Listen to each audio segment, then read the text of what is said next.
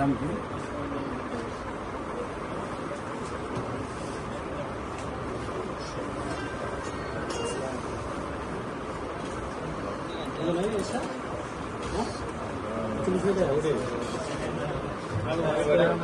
হাতে নিয়ে যান। বলো দিয়ে দেওয়ার জন্য। আমি এখন খাওয়ার জন্য সঙ্গে এই তোবেন ওইটা এখন খাইতো আম্মু ওয়াহিদ পারবেন।